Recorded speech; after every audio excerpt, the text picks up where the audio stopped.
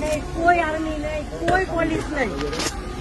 જયારે મોટા મોટા નેતા આવે, કોઈ વીઆઈપી માટે પાછળ કેટલી ગાડી, ઉપર હેલિકોપ્ટર શેનાથી હાલે છે? ટેક્સ પે કરે છે એના ઉપર નથી. વીઆઈપી માટે જે સર્વિસ છે એ આ લોકો માટે કેમ નથી? હું નીચે આર્મી કેમ્પમાં ચિલ્લાઈને કહેતી હતી કે ઉપર કેટલા લોકો જખમી છે, તમે લોકો જલ્દી કંઈક કરો. અમે ઉપરથી પડતા આખડતા નીચે ઉતરાતી હજી ઉપર કોઈ ફેસિલિટી ગઈ નહોતી. ઉપર આટલું બધું થઈ ગયું હતું, નીચે આર્મીને ખબર કેમ ન પડી કે ઉપર આ થઈ ગયું છે? આતંકવાદી અમારી સામે આવીને ગોળી મારી જાય છે. હિન્દુ મુસલમાનને અલગ કરીને હિન્દુના બધા ભાઈઓને ગોળી મારી છે. તો આપણી આર્મી કરે છે શું? લાખોની સંખ્યામાં આર્મી હતી ત્યાં, અને જે ટુરિસ્ટ પ્લેસ છે ત્યાં કોઈ આર્મીમેન નહીં, કોઈ પોલીસમેન નહીં, કે કોઈ ફર્સ્ટ એડ કિટ નહીં, કાંઈ જ સુવિધા નહીં. એમાંથી એક આર્મી મેન એવું કહે છે કે તમે લોકો ઉપર ફરવા શું કામ જાઓ છો? હવે તમે મને એ વાતનો જવાબ દો. જો આ રીતનું હતું તો તમે અમને જવા શું કામ દો છો? નહીં, હવે મારા ઘરનો સ્તંભ વયો ગયો છે. હવે તમે મને પાછો આપો, મારે બીજું કઈ ન જોઈએ. આજ પછી કોઈ દિવસ કોઈ વોટ જ નહીં કરતા. જો આપણી ગવર્મેન્ટને પોતાની જ સુવિધા રાખવી છે, તમારા પાછળ કેટલા વીઆઈપી હોય છે, કેટલી ગાડીઓ હોય છે, તમારો જીવ છે. આ ટેક્સ પે કરે છે એનો જીવ નથી. આ છોકરાઓનું શું?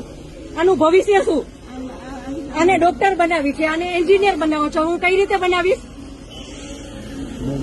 નહીં, મને ન્યાય જોઈએ. મારા છોકરાનું ફ્યુચર ખરાબ ન થવું જોઈએ. આટલા વર્ષની સર્વિસમાં એને ટેક્સ તમે કટ કરીને તમે સેલરી આપો છો ને, અને ઉપર જતા અમે કઈ પણ વસ્તુ ખરીદીએ છીએ, ક્યાંય જઈએ છીએ, ફરીથી ટેક્સ, ટોલ ટેક્સ, બધા ટેક્સ તમે અમારી પાસેથી લ્યો છો.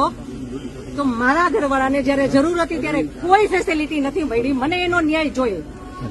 તમે લોકો અહીંયા જ રહ્યો, તમે કહો મને કે તમે શું કરશો એના માટે. આ એક નહીં, આના જેવા જેટલા ભાઈઓ બધા નિર્દોષ હતા, બધાને આવડા છોકરા હતા. નહીં, સરકાર ખાલી કહે છે કે અમે કરશું. આ બધું બની ગયું. આ બધાને હોસ્પિટલ ખબર નહીં શું ફેસિલિટી મળી ન મળી.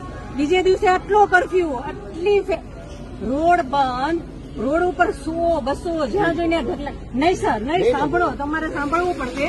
જયારે બધું પતી જાય પછી આપણી ગવર્મેન્ટ આવીને ફોટા પાડે છે કે અમે આર્મી ઓફિસર અહીંયા હતા, પોલીસ અહીંયા હતા, નેતા આવ્યા છે. પછી શું કામનું?